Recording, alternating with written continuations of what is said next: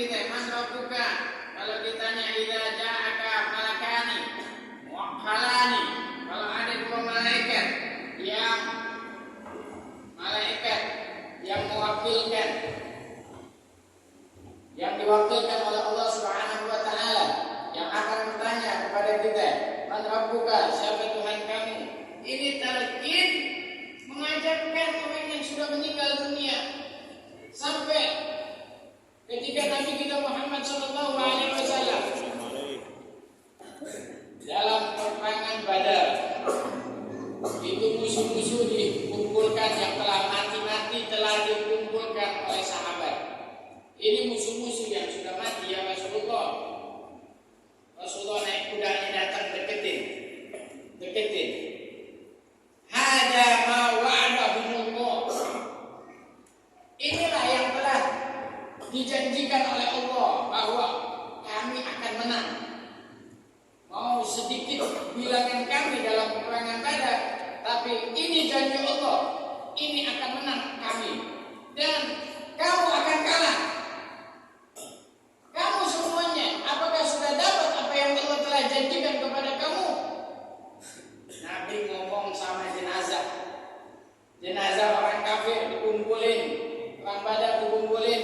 Nabi ngomong, Sayyidina Umar bilang apa? At-khatibul mayyit. Kenapa kau ngomong sama jenazah, sama mayit?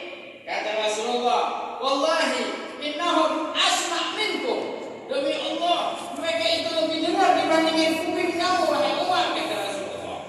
Nah, inilah makanya kita ini perlu menuntut ilmu. Sampai mati pun kita menuntut ilmu. Sampai kita masuk ke liang lahat pun kita masih bisa mendengar tentang ilmu. Dengan ilmu kita akan dimuliakan oleh Allah Subhanahu wa taala. Allah angkat derajat kita. Bukan di dunia aja. Kalau di dunia kita diangkat derajatnya, dunia enggak lama. Tapi nanti di sana kita diangkat derajat kita. Ya, yang menjadikan manusia jatuh dan naik itu adalah ilmu dan amal dia. Ya. Setan, kenapa dia jatuh? Karena dia bodoh. Kenapa setan bodoh? Ketika Nabi Adam diciptakan, setan bilang apa? Ana khairun minhu. Aku lebih bagus daripada Adam. Khalaqtani min nar wa khalaqtahu min tin. Kau ciptakan aku ya Allah dari api, sedangkan si Adam daripada tanah. Kebodohan setan. Masa api dibilang bagus? Emang ada yang api? Itu mau ada api? Kebakaran mau? Gak ada mau. Enggak, kita dikasih api kebanyakan gak boleh. Api gak boleh kebanyakan. Kayak gimana tuh? Lumpang kebakaran mau. Kebanyakan api. Gak bisa api kebanyakan adab. Air kebanyakan adab. Semuanya kalau kebanyakan adab. Tapi rahmat Allah kalau kebanyakan itu. Kebodohan setan inilah yang menjadikan dilaknat oleh Allah Subhanahu wa taala. Makanya kita perlu mengaji tidak boleh putus. Setan tidak ada putus asa untuk mengganggu kita. Ya, walaupun dilannahum, walaupun maniyannahum, wala amurannahum. Aku akan sesatkan kamu. Aku akan angan-angankan kamu. Aku akan perintahkan kamu. Sampai di dalam hadis dikatakan, wa in suliba sholat, walaupun dia sudah mau mati, setan akan bawa salib kepada kamu dengan air minum. Setan kasih kita minum. Tapi mukanya bukan muka setan. Kalau muka setan kita udah ketakutan. Muka ibu bapak kita. Dalam hadis kita ketika mau meninggal sakaratul maut, setan tidak ada putus asa datang pakai muka bapak kita, ibu kita, bawa minuman. Dan ketika kita kehausan kita mau minum, kita minta, setan tarik lagi. Setan bilang apa? Akafartum atasna anda rabbikum. Kau menyaksikan bahwa aku adalah Tuhan kamu. Gak apa-apa, engkau Tuhan aku, yang penting aku bisa minum. Maka saat itulah setan bilang apa? Isqala syaitanu lil insani kfur. Sampai kapan aku putus asa dengan manusia? Sampai manusia mengatakan aku kafir.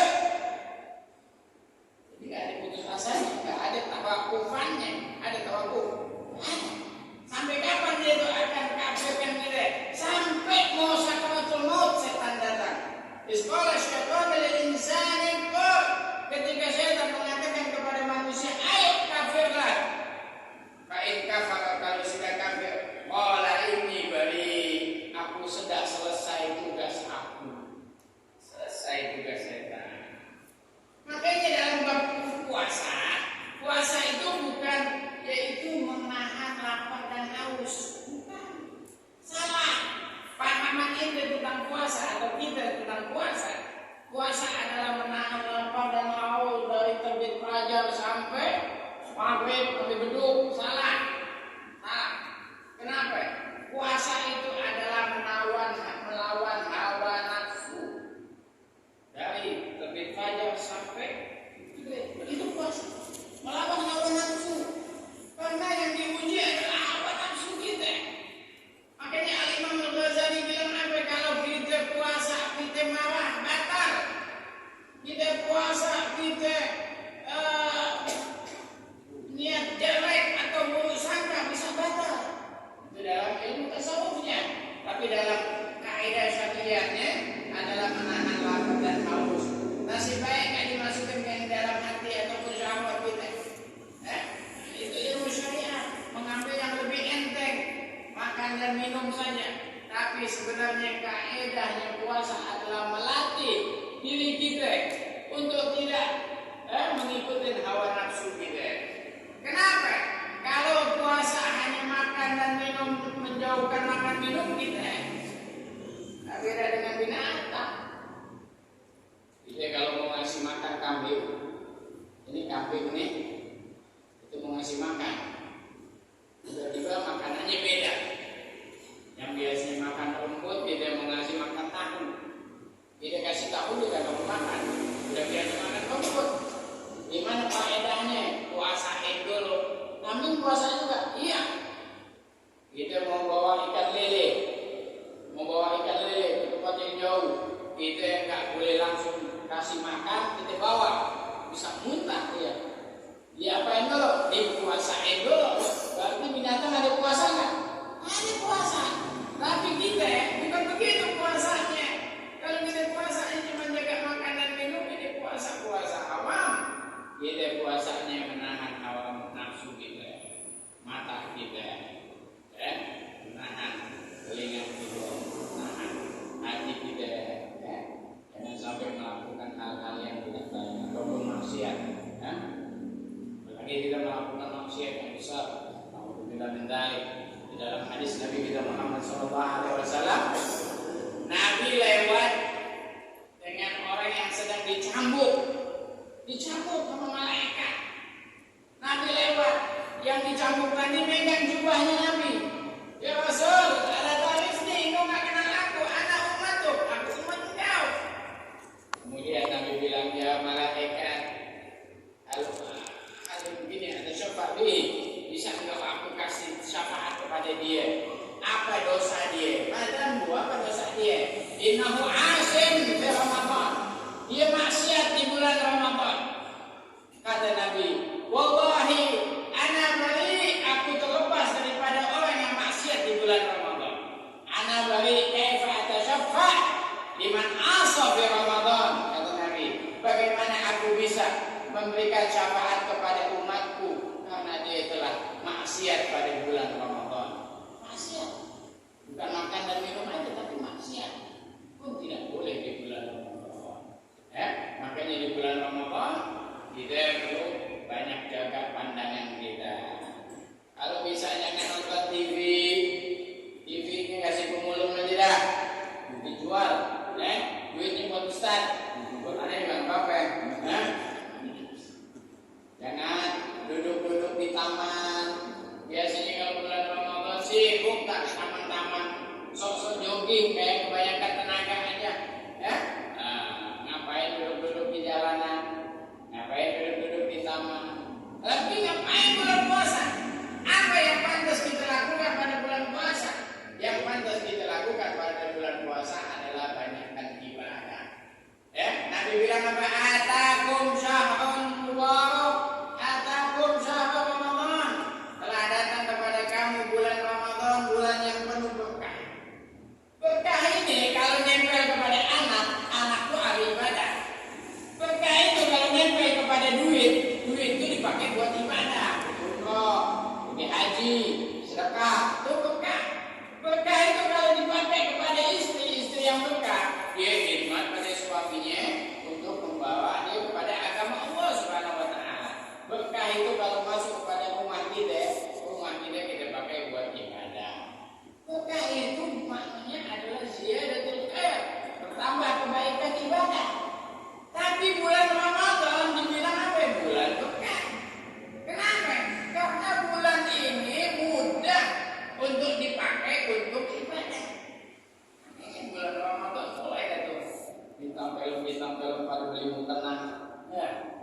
Bulan Ramadan mulainya tuh kenal mana sejadah di masjid. Ya, ini masjid bakalan penuh apa kagak di bulan Ramadan ini? No. Kayaknya. Yakin? Iya. Kenapa? Karena bulan itu berkah, Nabi bilang. Ataupun cabang mubarak datang pada kami bulan yang berkah. Orang bulan itu peduli-peduli pergi ke masjid. Kecuali nanti tanggal 15 ke atas. Nah, bedanya tuh. Mana itu di jalan? Mana abang pun murah. Ribut mau beli baju, beli macam-macam dah tuh. Sebenarnya itu adalah gangguan setan. Kalau orang yang alim yang paham, dia nggak mau pergi ke tanah abang. Ngapain mau pergi ke tanah abang? Bulan-bulan belakangan bulan Ramadan itu bulan yang paling penting untuk kita jaga. Ibadah kita, qiyamul kita. Ada Nabi apa? Al-jannatu musyraqatun ila arba'ati nafar. Surga itu rindu sama 4 golongan manusia. Apa itu? Talil Quran. Baca Quran. Mulai sekarang ini beli Quran. Ini enggak Quran. Punya, udah berubah. Beli kacamata. Biasanya kalau udah 40 ke atas beli kacamata. Sekarang ini belinya cepet-cepet. Beli kacamata biar bisa beli Quran. Apalagi kalau nggak punya AC, beli AC. Wah, aku beli semua nih, apa duit gue?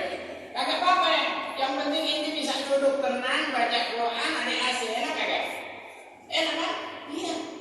Beli kopi jahe enak. Beli kopi jahe, beli biskuit yang enak-enak, tapi nggak bagus. Kalau lagi ngaji, kalau bisa jangan makan, jangan minum. Cuma nggak apa-apa lah. Duduk, asik, tenang. Jangan TV nggak ada, semuanya nggak boleh diganggu. Kalau bisa duduk di masjid buka 24 jam bulan puasa buka. Ngaji, Quran siapin di pojok-pojokan, siapin. Kalau bisa bikin halaqah, kumpulan-kumpulan. Di Hadramaut masjidnya nggak ada toanya cuma satu. Kecil ya toanya. Pas ane masuk, masjidnya sepi. Di depan sepi, pas ane masuk penuh. Halaqah baca Quran, baca 1 halaman, sebelah baca 2 halaman, sebelah baca. Banyak yang baca. Di sini bikin. Habis sholat langsung halaqah. Habis sholat wajib 5 waktu langsung. Kenapa sih masjid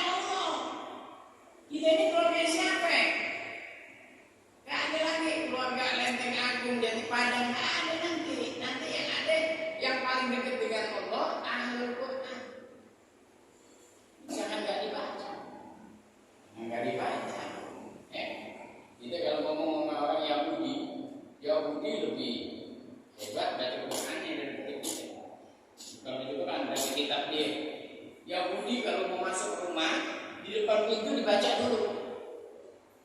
Ditutup, taruh di situ, buka pintu.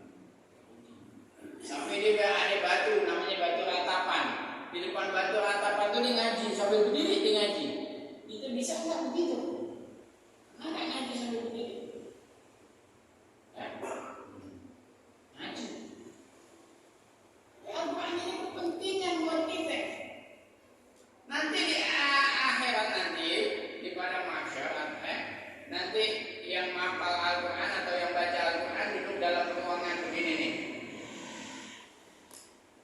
Dia bisa melihat Allah. Ahlul Al-Quran ma'adabatullah. Al-Quran hidangan Allah. Allah kasih hidangan nanti. Orang disuruh pada kelaparan, pada kehausan, ini enak banget di dalam. Cuman kacanya itu kaca riben, ditutup, tak kelihatan di luar. Kita bisa ngelihat dia, tapi dia nggak bisa ngelihat kita. Kenapa kalau dia kelihatan dalam? Semua pada mau ke dalam nanti pada mau makan. Ini khusus buat ahli Quran, kasih makanan yang nikmat-nikmat oleh Allah Subhanahu Wa Taala. Orang di pada masa lagi kehausan, kita keenakan di dalam ruangan itu. Khusus buat siapa? Ahlul Quran. Dia bisa melihat Allah. Ila Rabbiha nadhirah. Mukanya berseri-seri, melihat Allah, bisa langsung melihat Allah. Tidak ada nikmat yang paling nikmat kecuali melihat Allah. Bagaimana kita bilang melihat Nabi Muhammad nikmatnya bukan main. Melihat Nabi Muhammad nikmat, gimana melihat Allah? A'dhamun ni'am. Paling nikmat melihat Allah. Siapa yang bisa melihat? Yang paling dulu ahli Quran. Di situ malaikat tungguin, nggak boleh masuk kecuali ahli Quran. Makanya bulan puasa kita baca. Jangan kita malas-malas. Baca Quran. Al-Quran. Maaf, di Prancis dulu orang kalau mau baca kitab agama Islam, apa dalam hati itu kan ada undangan di Menteng ini. Mintanya setengah 9, 8 itu loh. 8 mintanya gimana nih? Gimana udah lupa? Ini azan deh kan? Di Prancis dulu nggak boleh kitab Islam masuk ke sana. Islam nggak boleh masuk. Itu kitab-kitab yang paling ditakuti nama orang sono, kitab Said Sabiq, Said Kutub. Itu kitabnya sangat dalam. Orang yang ahli pemikir bisa masuk Islam kalau baca itu. Jadi kitab-kitab nggak boleh masuk, nggak boleh masuk. Islam nggak boleh masuk ke Prancis. Tiba-tiba adanya internet, mereka baca Al-Quran di internet. Gara-gara Al-Quran masuk Islam banyak, ribuan orang masuk Islam. Gak ada ahli dakwah yang ke sono, gak ada habib yang ke sono, tapi Al-Quran berdakwah malam dan siang. Orang baca, setiap yang baca. Kalau dia ahli ekonomi, dia akan masuk Islam. Kalau dia dokter, baca Quran, dia akan masuk Islam. Kalau dia profesor, dia akan masuk Islam. Kalau dia ahli perdagangan, dia masuk Islam. Kalau dia ahli kesehatan, dia masuk Islam. Ahli biologi, dia masuk Islam. Ahli kimia, baca Quran, masuk Islam. Kenapa? Karena Allah ngomong dengan bahasa ilmu. Beda dengan orang Indonesia, dikasih Indomie keluar Islam, balik malah. Kenapa? Karena orang kita banyak yang nggak punya ilmu. Orang kita banyak kayak makan kacang, kulitnya doang diisep-isep. Emang enak sih, kayak asin-asin ya. Kayak makan kacang, kulit doang diisep-isep, kagak dimakan dalamnya. Itu kita. Tapi kalau ahli ilmu ketika baca Quran, kayak makan kacang dimakan bijinya, isinya dimakan. Nikmati bukan. Ahli biologi, ahli pohon-pohonan. Maka ada profesor bagian pohonan masuk Islam. Dia pakai, dia bisa dengar itu isi suara di dalam pohon. Pohon dimasukin alat gitu, ada bunyi Allah, Allah, Allah, tasbih. Pohon bisa tasbih masuk Islam deh.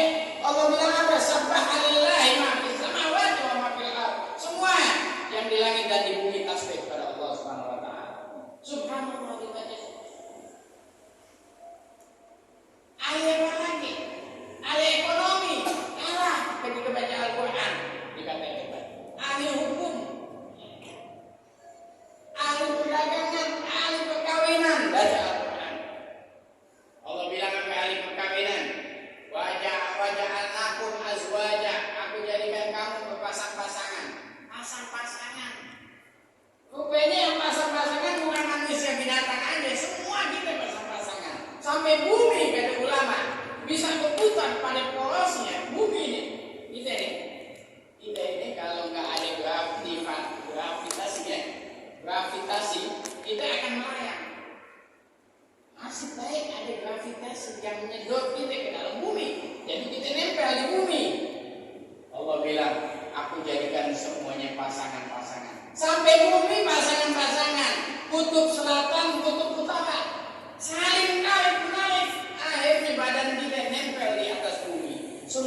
menempel di atas bumi.